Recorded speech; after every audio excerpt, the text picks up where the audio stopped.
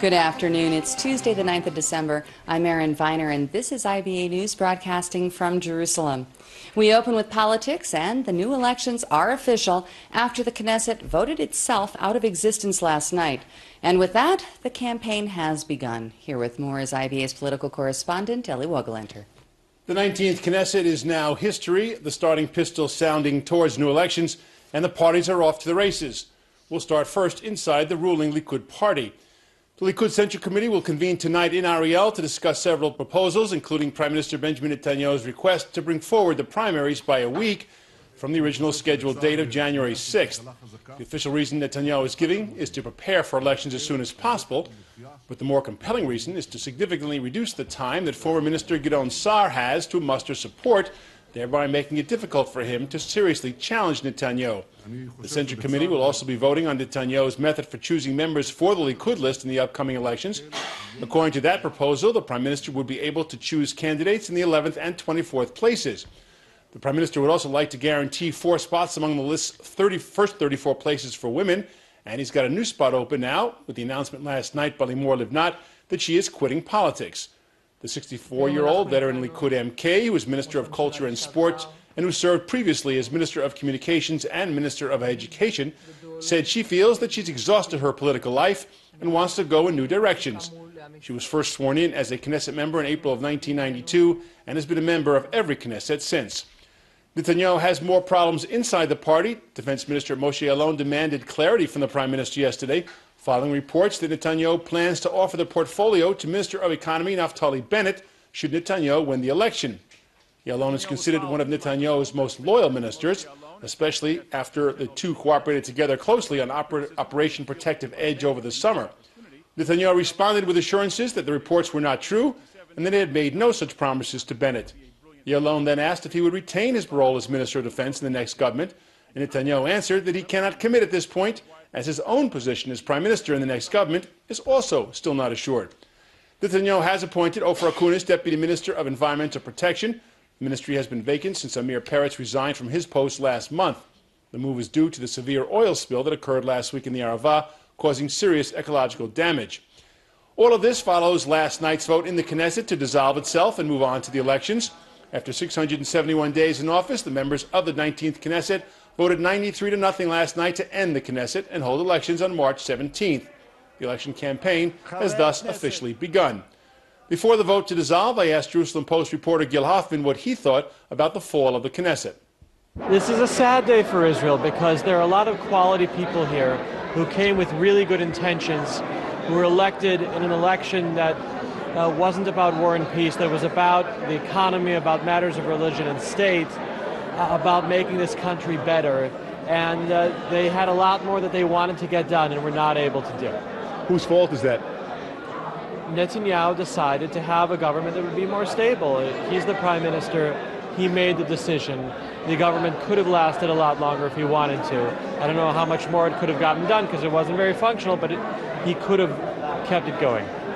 So from now until the 34th government is formed following the elections, we are in the holding pattern of a transition government. Erin? Thanks for that report. Well, just before approving its own dissolution, the Knesset plenum passed a series of budgetary allocations during a marathon session of the Knesset Finance Committee. The largest was a 5.8 billion shekel supplement to defense for expenses related to Operation Protective Edge.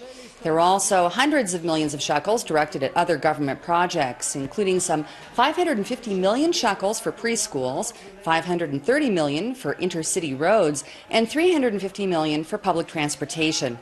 Extra funding for settlements failed to pass. The funds will be drawn from budget reserves and money left over from the 2013 budget. And in its final act before dissolution last night, the Knesset gave final approval for the continued operation of the Cholot detention facility for illegal migrants. Had the amendment not passed, the facility would have been shut down on orders of the High Court of Justice. The latest version of the bill passed 47 to 23 with 3 abstentions. The new legislation permits the incarceration of new asylum seekers at the Saronim prison for 3 months immediately after they enter the country, instead of a year according to the previous law. From Saron, detainees can now be sent to Cholot for a maximum of 20 months rather than the indefinite period previously allowed. Daily roll calls have also been lessened from 3 times a day to just once. Human rights groups appealed for the court to reject both of the earlier versions of the law, and they're now vowing to file a petition against the latest one as well. The government just continues with slogans policy. You know, this detention center in Cholot is not really solving anything, because even if it will be continued and 3,000 asylum seekers will be held there for years, there will be still many more all around South Tel Aviv. Knesset today, in our last day actually, is passing again a law that was cancelled twice by the Supreme Court. This law, unfortunately, is also spending a lot of money and also is not helping not the population of the asylum seeker and not the population of South Tel Aviv. I would like to say for the Israeli government that to have a humanitarian and to make a good decision for the refugees, because we are not criminals, we are not dangerous for the Israeli people. They should have to give us a status to check each and every due to the international law. The Palestinians have officially been granted observer status at the International Criminal Court at The Hague. This is the first step in Ramallah's campaign to join 122 states as full members of the world's permanent war crimes tribunal. Palestinian President Mahmoud Abbas is seeking membership at the ICC in order to press charges against Israel for alleged war crimes. Palestinian United Nations Ambassador Riyad Mansour said that gaining observer status is a move in the right direction and that the submission of an application for full membership will be decided by Abbas. Israel is willing to cooperate with the United Nations in the reconstruction and rehabilitation of Gaza. That's the message from President Reuven Rivlin during a meeting with the UN official responsible for the project. UN Gaza Operations Chief Grit Farimo met with Rivlin after holding talks in Ramallah with top Palestinian officials. The Norwegian diplomat told the president that it is a challenging situation, although some progress has already been accomplished. Rivlin said that it is in Israel's interest that Gaza be rehabilitated, reiterating that there is a problem with Hamas, but not with the Palestinian people. We are looking eye to eye along with you, and we are ready to go hand with hand in order to see the possibility of making better life to those, to the population in Gaza. But you have always to remember that if we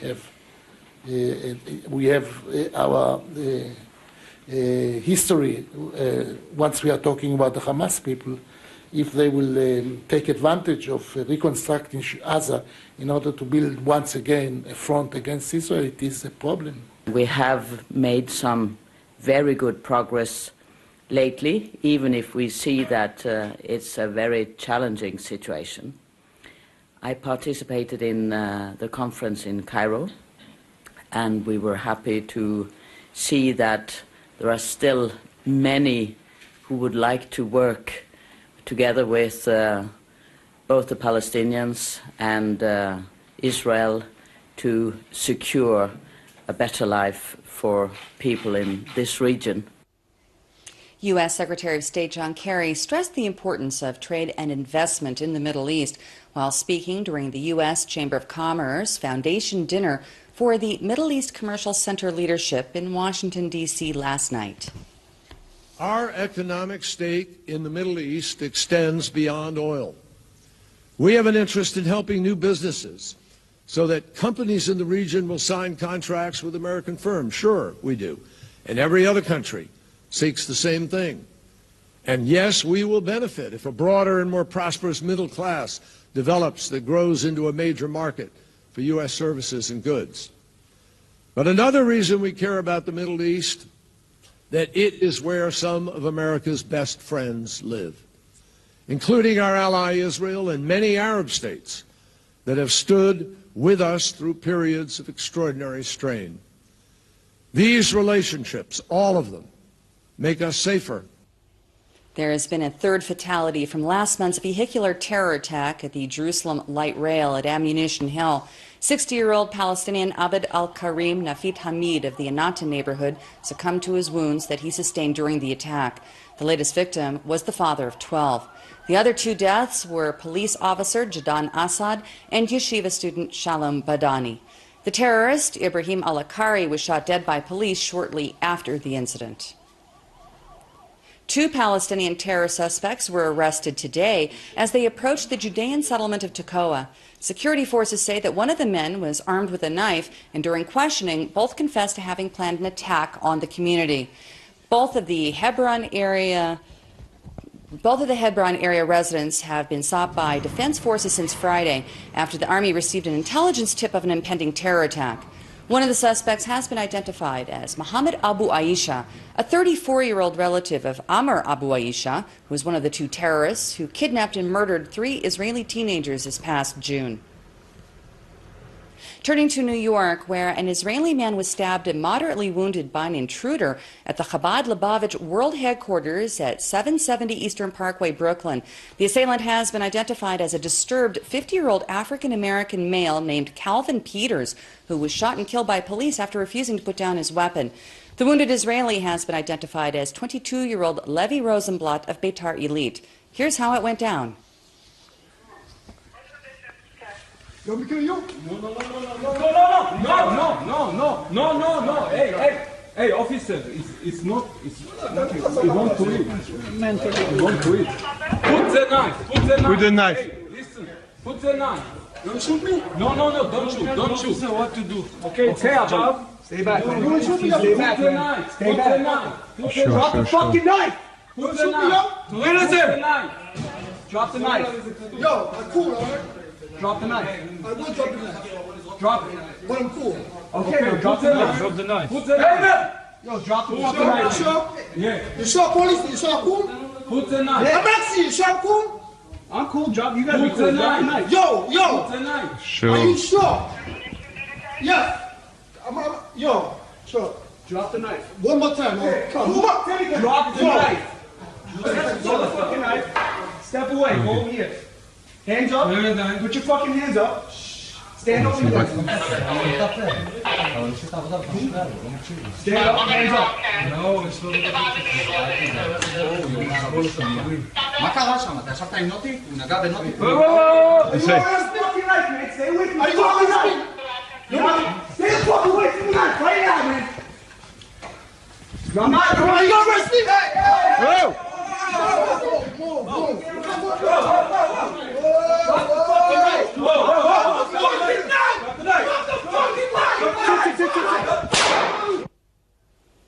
In other news, thousands of people demonstrated downtown Dresden last night at a rally organized by a group calling itself the Patriotic Europeans against the Islamization of the West, while thousands of others protested against them. Police said that the 10,000-strong rally by the anti-Muslim group and the counter-demonstration with around 9,000 others remained peaceful. Previous protests in Dresden over the past 2 months have increased in size from just a few hundred participants. While some of the earlier rallies drew praise and support from neo-Nazi groups, the organizers are seeking to distance themselves from that, saying that they are against Islamist extremism and the perceived abuse of Germany's system of asylum, although not against those seeking refuge or Muslims in general. The United States and France have signed an agreement requiring Paris to pay $60 million in compensation to survivors of the Holocaust who were deported to Nazi concentration camps aboard trains belonging to the French state railroad company SNCF. About 76,000 Jews were sent in railway boxcars to death camps where most were killed. In 1985, then-French President Jacques Chirac officially acknowledged his nation's wartime complicity in the deportations for the first time, but it was only in 2009 that the highest court in France recognized the state's responsibility. The new agreement would prevent individually filed claims from going forward in U.S. courts. The measure is being hailed by Jewish groups and must still be approved by the French legislature. The French authorities have agreed that in order to expedite payments, the U.S. government will administer and distribute this amount to Israelis, Americans, and other foreigners and their families who have been unable to benefit from the programs, and these will be done without any requirement for any medical showing of disability. And in exchange for the $60 million, the United States will ensure an enduring legal peace for France and its instrumentalities with regard to Holocaust deportation claims.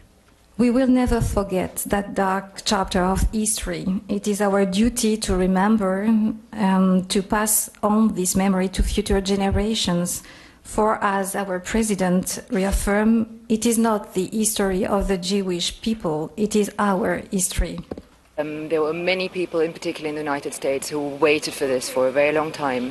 I think, as far as I understand from the different victims and the families' victims, there is a sense of relief. It's taken a long time, so no, I think we should welcome this agreement. Money can never repair the tragedy and the horrors that those victims went through. It is very much about repairing an injustice and a symbolic gesture, I think, to many. I think it's far less about. We're speaking per person. It's the maximum is about $100,000. It's a lot of money, obviously, but it's far more about repairing an injustice. Over 600 investors and CEOs of innovative startups are converging in Jerusalem this week for the world's largest equity crowdfunding summit. IBA's R.A. O'Sullivan was at the conference this morning and returned from that virtual world to bring us this report. Become a part of the startup nation. That was the slogan being pitched by Our Crowd, a leading VC crowdfunding platform, to hundreds of investors seeking to place a bet on the next big Israeli innovation. Over 3 dozen Israeli startups were pitching their companies, both on stage and in the corridors, as Our Crowd worked to facilitate a profitable match. This is the best place in the world for what we do. The deal flow is incredible. The entrepreneurs are amazing. We have world-class scientists in the life sciences and medical technologies and in agricultural technologies. We actually see over 500 deals a year in order to make 8 investments. I know that Our Crowd sees hundreds and hundreds of deals, and it's just a wonderful place to do what we do. Alan Clemens, a state representative from South Carolina, says he was here to sniff out potential partnerships from successful deals. Investors are being paired with innovators. And when that comes together, many times there's a tremendous success, and we can feel that success oozing in this forum. Well, when that success comes about, then those innovators and investors need a place to manufacture their goods and to market their goods. And for that reason, I am here in Jerusalem today, hoping to be able to be a third partner in that equation. Startups pushed their ideas to the crowd, each one getting a few minutes for their shtick. They included applications to help you find your car in a parking lot, to advanced irrigation techniques to feed the world. The sensors communicated with the internet did the calculation. Now as we speak, it communicated back to the iPhone app. All the farmer does is download the app, place a sensor in the ground, and all of a sudden you have intelligent ground speaking through this Internet of Soil, we call it, to allow farmers to grow more. MUV is pushing a device that turns anything into an interactive screen. It's a ring-like device that sits on your index finger, and it can actually sense your movement and your action in 3D space. It can take any regular display and just turn it into a 3D interactive workspace. How is that going to change people's lives? It will just equip your hands with the ultimate interactive abilities to be able to control any kind of display and home appliances or any environment around you. Anything that is smart enough to react to your action could be controllable simply with your hands from any point around your home. Businessmen say Israeli innovation was a good investment, and they needed to expand beyond the nation's boundaries to succeed. Israeli innovation changes the world. For example, one of Our Crowd's portfolio companies, Rewalk, to succeed must have a presence in its primary market in the United States. Meanwhile, they maintain the core intellectual property and R&D team here. That's how you succeed in the world, is by going out to where they are while maintaining the core piece of it here. Investing in high-tech companies can be risky, but for these folks, they're hoping it will pay off, and big. R.A. O'Sullivan for IBA News.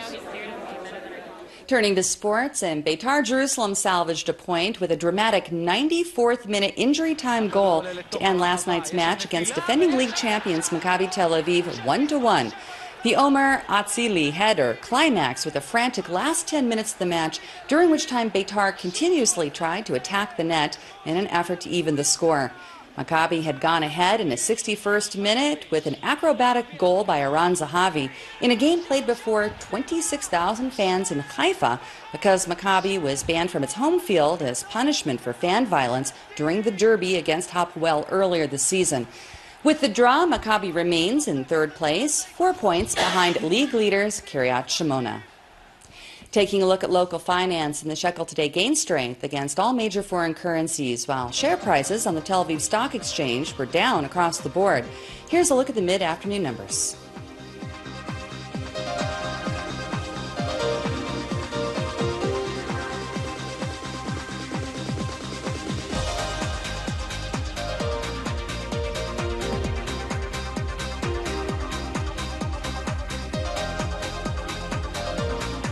The IBA weather team says we can expect more isolated thunderstorms later this evening, although the rain is expected to taper off overnight. And we're seeing just the chance of more showers in the north tomorrow morning. Here's the forecast at home and abroad for the next 24 hours.